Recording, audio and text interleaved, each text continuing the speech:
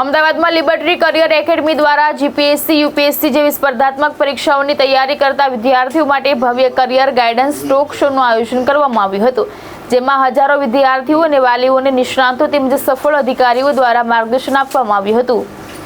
અમદાવાદના આશ્રમ રોડ સ્થિત દિનેશ હોલ ખાતે લિબર્ટી કરિયર એકેડમી દ્વારા ધોરણ 12 પાસ તેમજ કોલેજના વિદ્યાર્થીઓ માટે GPSC UPSC career guidance talk શોનું આયોજન કરવામાં આવ્યું હતું। કાર્યક્રમમાં મોટી સંખ્યામાં વિદ્યાર્થીઓ અને તેમના વાલીઓ ઉપસ્થિત રહ્યા હતા।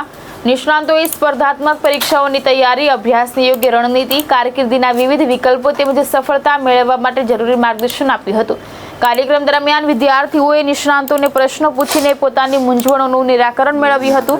આ માર્ગદર્શનથી યુપીએસસી, જીપીએસસી જેવી સ્પર્ધાત્મક પરીક્ષાઓ માટે તૈયારી કરતા વિદ્યાર્થીઓમાં નવી ઉર્જા અને આત્મવિશ્વાસનો સંચાર થયો હતો।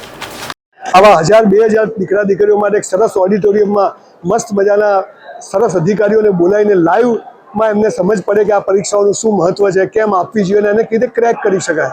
અમારા જેવા લોકોને બોલાવીને બીજી બધી વાતોથી માણસમાં કોન્ફિડન્સ કેવી રીતે આવે એની વાત કરે છે। એટલે હું માનું કે લોકો યુપીએસસી, જીપીએસસી ક્લિયર કરે એની સાથે એક સારો માણસ બને અને સમાજમાં કંઈક એચીવ કરે એવી જે એમની ભાવના છે।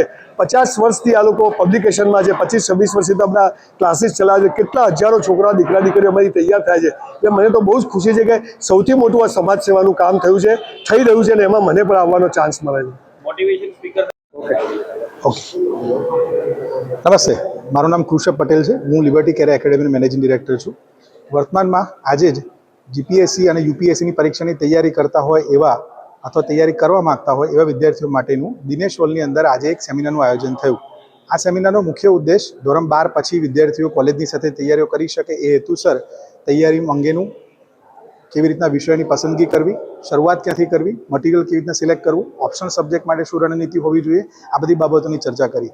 આજના સેમિનારની અંદર મોટિવેશનલ સ્પીકર શ્રી સંજય રાવલ સાહેબ ઉપસ્થિત રહ્યા। એમની સાથે સાથે યુપીએસસીની પરીક્ષા પાસ કરી હોય એવી આ વખતે ડૉક્ટર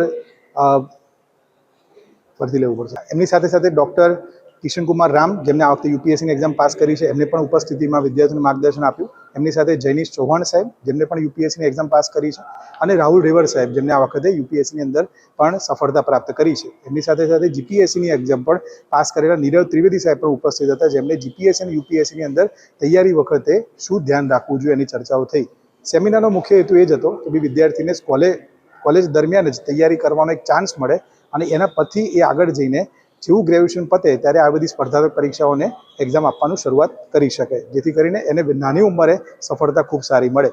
લિબર્ટી કેર એકેડમી દ્વારા આવા હર હંમેશ સેમિનાર આયોજન કરાતા રહેતા હોય છે, જેથી કરીને વિદ્યાર્થીઓ અને આ યુવાધનને આગળ એક સારું એવું માર્ગદર્શન મળીને એ લોકો એક સારી ડિરેક્શનમાં જઈને સરકારી નોકરી પ્રાપ્ત કરી શકે।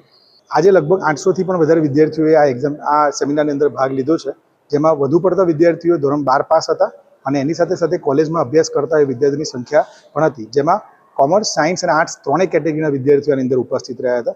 બહુ મોટી સંખ્યામાં વાલીઓએ પણ સારો એવો ભાગ લીધો છે, જેથી કરીને એમને કોઈ નિર્ણય સુધી પહોંચવું હોય તો વિદ્યાર્થીઓને વાલીઓ સાથેનું પણ એક અભિગમ અને માર્ગદર્શન પૂરું પાડી શકે।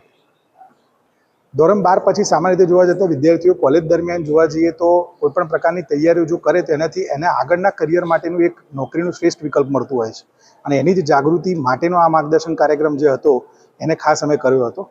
સામાન્ય રીતે બધા વિદ્યાર્થીઓ ગુજરાતની અંદર ગ્રેજ્યુએશન પત્યા પછી તૈયારીઓ ચાલુ કરતા હોય અને ત્યારે ઘણું લેટ થઈ જાય છે, કારણ કે ગ્રેજ્યુએશન પત્યા પછી 2 થી 3 વર્ષનો સમય આપવો હોય તે દરેક માટે શક્ય નથી એની ફાઇનાન્શિયલ કન્ડિશન જોતા। એટલા જ માટે અમે ખાસ વિદ્યાર્થીઓને આજે એ સમજાવ્યું કે કોલેજનો જ સમયને બહુ સારી રીતે ઉપયોગમાં લઈને તમે એ કોલેજ દરમિયાન તૈયારી કરવાથી જેવું ગ્રેજ્યુએશન તમે એક્ઝામ પાસ કરી નીકળો એટલે વહેલી સફળતા તમને મળે છે। અશ્વિન લિંબાચિયા, દ્રષ્ટિકોણ ન્યૂઝ, અમદાવાદ।